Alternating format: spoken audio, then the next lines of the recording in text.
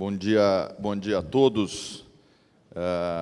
Muito obrigado aí pelo convite do Marcelo, pelo tempo e pelo interesse de todos vocês. E só fazendo um comentário aí, tantas coisas que o Vila falou, acho que uma das coisas mais perigosas na vida é você acreditar no que falam de você, né? Então não é tudo isso, e no fundo vou fazer uma conversa bastante simples, sem grandes pretensões aqui, um pouco do trabalho que eu venho desenvolvendo à frente da Sociedade Rural Brasileira, que é uma entidade, vamos dizer, do agro, que foi fundada em 1919, então num Brasil muito diferente do Brasil que a gente vive hoje. Nós temos as nossas frustrações com o Brasil, e as frustrações, no fundo, nos traz conhecimento, e esse conhecimento nos dá energia para fazer aquilo que a gente acredita que precisa ser feito para mudar. Só fazendo uma pequena referência à Olimpíada, né? Acho que a abertura realmente foi muito feliz, muito bem feita, mas, além da abertura, ou seja, de toda a parte gráfica, toda a parte vamos dizer, construída ali, uma análise rápida da entrada dos atletas, a gente percebe que o Brasil é muito maior do que muitos dos países que estão ali representados. Ou seja, a gente viu inúmeros países até próximo do Brasil, até próximo de cada um de nós, com 4, 5, 6 atletas. E por mais que a gente não tenha o melhor quadro de medalhas, vamos dizer, nós temos um grupo de atletas de elite bastante relevante quando a gente se compara com o mundo. E eu acho que não dá para, em qualquer coisa que a gente faça, se a gente fizer uma analogia ao esporte, não tem jogo sem placar. Não dá para ficar, vamos dizer, ou você está à frente, está conseguindo ganhar, ou então nós estamos ficando para trás. Se nós olharmos o Brasil de 1919 e com o Brasil de 2019, que rapidamente serão aí o centenário da sociedade rural, o Brasil mudou muito. A gente saiu nem de uma grande fazenda, de uma pequena fazenda, para uma poderosa máquina de produção de riqueza através do agro, não diria nem produção de alimentos. Então, o que nós estamos discutindo aqui hoje é como fazer melhor, como transferir todo esse ativo que nós recebemos, né? Alguns já receberam alguns anos atrás e outros irão receber para frente, mas como receber e trabalhar em cima desse ativo para que ele fique ainda mais poderoso, porque, de fato, as tecnologias mudam, a tecnologia científica, a tecnologia de gestão, as demandas dos consumidores mudam, e uma das coisas mais importantes que eu vejo na maneira de trabalhar a terra hoje é que nós precisamos ter consciência de que nós não mais poderemos, em momento algum, vender o que a gente produz. Nós precisamos produzir o que o mercado consumidor quer comprar, porque senão nós vamos acabar com estoques elevados, porque não houve demanda, nós vamos ter que vender a preços baixos, porque o produto não atende ao consumidor. Então, esse império do consumidor, ele cada vez mais vai ser presente, e o Brasil tem que estar atento, porque esse é o placar que nós vamos ter que observar para ver se nós estamos avançando ou se nós estamos ficando para trás. E aí entra muita tecnologia para a gente. Eu, vamos dizer, fico feliz aí de poder ter participado das palestras, algumas ontem e outras hoje, porque toda vez que eu sou convidado para apresentar, vem sempre um sentimento de que o que eu tenho para falar, porque você tem que viajar o Brasil inteiro, você tem que viajar para fora do Brasil, e no fundo toda vez que você vai apresentar e vai falar, no fundo você está apenas repetindo aquilo que você aprendeu, que você já sabe. Mas em toda oportunidade que eu vou falar, eu sempre tenho a oportunidade de ouvir. E é essa a grande motivação, porque você sempre aprende alguma coisa nova e aquilo vai construindo uma capacidade de análise, uma capacidade de decisão nos desafios que a gente tem a todo dia. Bom, vamos dizer, como o Vila colocou aqui antes, eu sou fazendeiro. Eu acho que a gente mudou a palavra fazendeiro, né, vamos dizer, de São Paulo, que é de onde eu venho, aqui é estancieiro, granjeiro, cada um tem o seu... Para a palavra produtor rural, porque é uma palavra mais politicamente correta e foi introduzida no nosso dia a dia. Mas eu sou a 9ª geração de fazendeiros e toda a minha, vamos dizer, vendo aquela foto do iceberg, toda a minha parte de raízes para baixo vai bastante funda.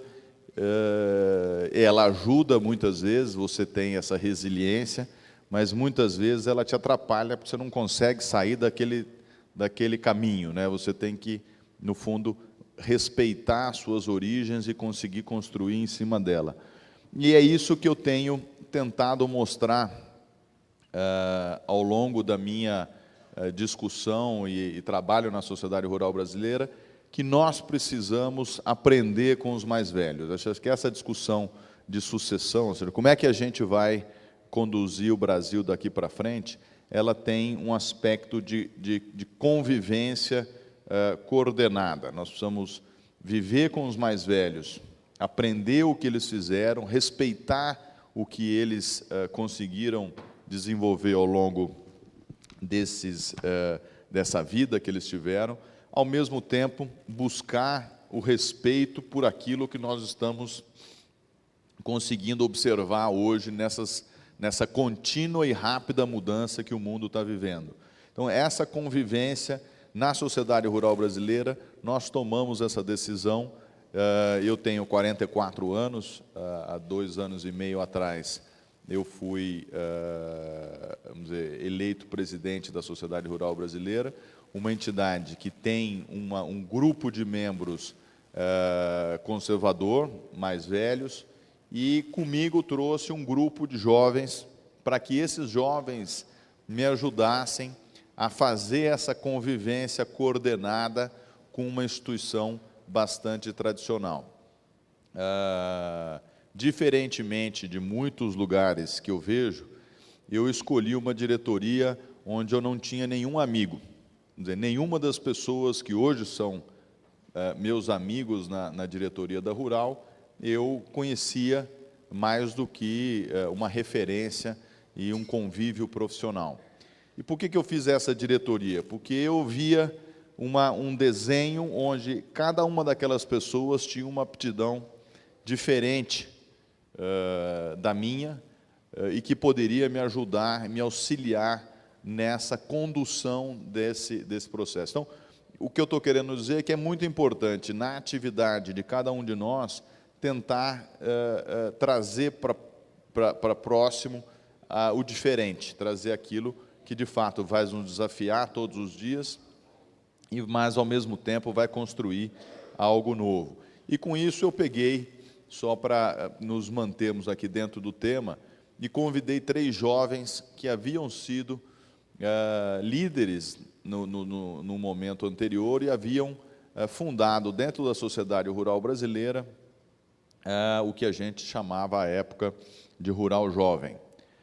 A Rural Jovem eram meninos e meninas aí dentro da faculdade e que estavam tentando aparecer, tentando, vamos dizer, desbloquear essa barreira que existe entre pais e filhos, entre chefes e subordinados, onde eu mando, você obedece, isso aqui é meu, e que, no fundo, acaba criando a barreira que o Valdir colocou, ou seja, você, por mais que você queira trazer o seu filho próximo, você não dá a ele um sentimento de pertencimento.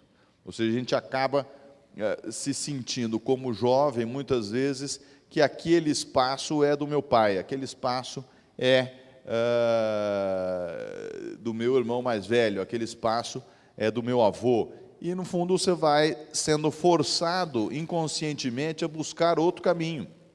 Então, o sujeito vai ser advogado, na família ninguém é advogado, ele vai ser advogado de um assunto e fica completamente fora daquele negócio. O pai, por outro lado, eu queria tanto que esse rapaz viesse aqui, mas também não abre mão das ideias dele.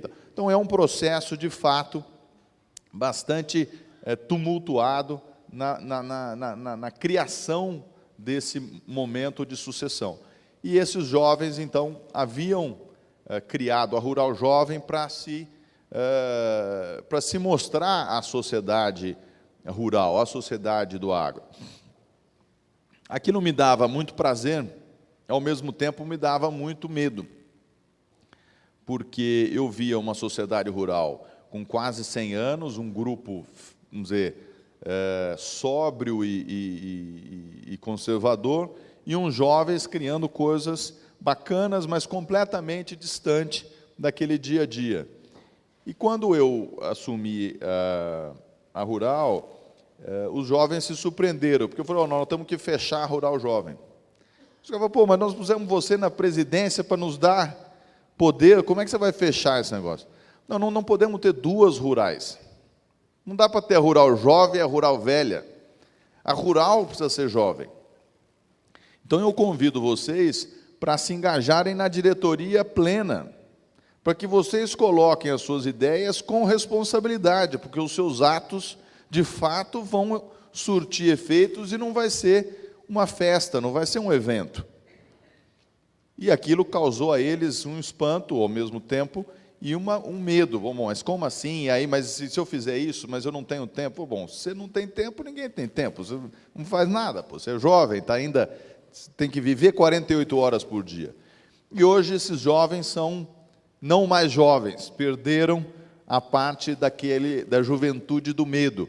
E são pessoas que são engajadas dentro da sociedade, são diretores, atuam, têm responsabilidade e têm que entregar todo dia o que eles se comprometeram no dia anterior. E isso faz com que a gente consiga ter essa convivência e rapidamente incorporar o Pokémon GO dentro de uma sociedade de 100 anos, porque ele está vivendo aquilo e ele traz aquilo para dentro de um ambiente e tanto os velhos quanto os jovens conseguem aprender com essa nova tecnologia. Então, acho que essa talvez seria, vamos dizer, um exemplo de como nos desafiar para trazer para dentro das nossas organizações, por menor que ela seja, abrir a porta para que você traga o contraditório, você traga, vamos dizer, mais um problema, vamos colocar entre aspas, para dentro do nosso dia a dia, porque é muito cômodo, eu faço do meu jeito, vou continuar fazendo assim. Só que no momento que os mais velhos não tiverem aí, morrerem, porque todo mundo vai morrer, haverá uma transformação sem o líder, porque o que sobrar vai assumir e vai fazer do jeito dele, porque não teve o tempo de aprender com os mais velhos. Então, acho que essa é uma questão importante que eu faria um paralelo ao Brasil. Eu acho que todos nós estamos vivendo aí momentos bastante complexos no Brasil. O Brasil está num momento muito desafiador e muitas vezes eu vejo as reclamações, eu vejo as indignações e não sei, ainda não consegui entender como é que nós vamos fazer essa mudança. Pensando na questão da sucessão, vamos dizer, nós não conseguimos fazer com que os jovens atuassem na vida pública com responsabilidade. Nós não demos a ele, não demos a nós mesmos a oportunidade de convivermos juntos, estarmos abertos à transformação. Nossos políticos estão ficando velhos e estão ficando desconectados da sociedade. Então, muitas vezes eu olho para a sociedade que nós temos no Brasil hoje e me sinto um estrangeiro na minha própria comunidade. Porque não queremos um Brasil diferente, mas não queremos um Brasil que a gente muda ele no interruptor, ou seja, apaga e acende a luz, e de repente vai ter um Brasil que está na nossa imaginação, isso não vai acontecer. Vamos dizer, a população são 200 milhões de pessoas, todos têm opinião, todos têm uma experiência de vida diferente, e a construção do Brasil se dá no dia a dia, se dá na comunidade, se dá na cidade, se dá na escola, e nós olhamos os nossos vereadores nas cidades pequenas que nós moramos, achamos que tem um bando de idiota, e nós que nos encontramos, nos achamos capazes para conduzir aquilo de uma maneira diferente, ficamos em casa apenas indignados e não participamos daquilo, não colocamos a mão na lama, com várias exceções, obviamente, eu estou simplificando. Então, essa questão de pertencimento que eu disse, nós precisamos repensar isso. Eu acho que o agro tem um modelo operacional, tem uma experiência, mostrou que é capaz de se fazer do Chuí ao Oiapoque uma agricultura, uma pecuária muito, vamos dizer, diferente, mas ao mesmo tempo seguindo as mesmas regras e que a gente consegue resultados em todos os lugares do Brasil. Ou seja, nós temos um modelo de civilização. O agro brasileiro é a maior classe média que existe no Brasil. Porque classe média não é aquilo que tentaram nos vender há poucos governos atrás, que é um conjunto de pessoas com a mesma renda. Isso não é classe média. Classe média são um conjunto de pessoas com as mesmas crenças, com mesmos atributos morais, com mesmos maneira de criar os filhos, com a mesma conversa, com os mesmos objetivos, independente se ele tenha 50 mil hectares ou se ele tenha 50 hectares. Se ele sair do Rio Grande do Sul com 50 hectares e vai no Mato Grosso, comprou 5 mil, vai comer churrasco junto, vai colocar os filhos na mesma escola, vai cobrar dos políticos da mesma maneira, óbvio, um com mais agressividade, outro com menos, mas essa é a nossa classe média rural, que nós temos que ter orgulho dela, organizarmos ela como um processo e replicarmos ela nos outros setores da economia brasileira. Nós temos que ser politicamente ativos, e isso que me levou à Rural. Porque um jovem foi à Rural, de novo, uma entidade bastante conservadora e permeada por pessoas mais velhas e tal. Porque eu entendi ali que existia uma plataforma para que eu pudesse estar aqui hoje, ser ouvido, ser criticado e gostarem do meu discurso. Porque nós precisamos falar e conseguir mostrar o que a gente acredita, para que haja, de alguma maneira, ajustes, e esses ajustes possam ser refletidos em uma nova sociedade. Então, é isso que eu tenho feito em vários lugares do Brasil, tentado chamar a atenção para que a gente se organize dentro do nosso modelo de operação, porque se a fazenda não tiver organização, não vai ter colheita, pode fazer o que você quiser. Então, isso é o que o Brasil precisa. O Brasil precisa de um projeto de longo prazo, porque senão a gente não consegue ser apaixonado pelo Brasil. Se nós tivermos a paixão por um Brasil que não existe, nós vamos nos frustrar. É igual casar com uma pessoa que você acha que é uma coisa, aí você vai convivendo, mas essa pessoa não tem nada a ver com o que eu imaginei que eu havia me casado. Então, nós vamos conhecer o Brasil. Nós conhecemos o nosso Brasil, e nós precisamos fazer com que esse Brasil seja, de fato, sair da porteira e ir para outros elementos da sociedade, que é onde a gente vive, que é onde a gente está no dia a dia. Nós temos pessoas muito competentes, nós temos ilhas de sucesso e prosperidade, mas elas não estão organizadamente conectadas. E é esse trabalho que eu tenho tentado fazer através da sociedade rural brasileira, levar essa mensagem. Os nossos políticos têm alguns expoentes, mas tem uma série de pessoas que estão em cargos públicos que não têm a menor ideia da função dela. E a função é conectar a sociedade dentro de um projeto maior, porque nós só vamos conseguir ter sucesso no projeto se nós formos apaixonados por ele. De qual é o Brasil que nós somos apaixonados? O que nós queremos fazer? Não é o meu Brasil, nem de cada, mas é o Brasil que nos conecta. É o Brasil que vai fazer diferente, que nós vamos, de fato, fazer uma sociedade que nós nos orgulhamos. Hoje a gente olha para o Brasil e fala, mas será que é esse país que eu quero? Então, a capacidade, dizer, falando um pouco de liderança, né? O que é líder? Quem é o líder? Na minha opinião, o líder é aquele membro da equipe que é descartável. Por que ele é descartável? Porque a equipe funciona sem ele. A equipe funciona perfeitamente sem ele. Mas por que ele é um líder? Porque a equipe funciona melhor com ele. Porque ele motiva as pessoas, porque ele orienta as pessoas para que as pessoas possam fazer melhor aquilo que elas fazem, em prol de um bem maior. Ou seja, nós não podemos confundir liderança com a minha capacidade de fazer com que as pessoas façam o que eu quero que elas façam. Não, a minha capacidade de líder é orientar as pessoas para que elas tenham a capacidade de fazer o que é o melhor para a maioria. Então, essa que é o trabalho dessa liderança cívica, de trazer todos juntos dentro do mesmo modelo. E dentro desse trabalho, os jovens realmente são muito importantes. Eu acho que a gente não pode tratar o jovem como não, fica aí, na hora que você crescer, você dá opinião. A hora que você estiver pronto, eu vou te chamar.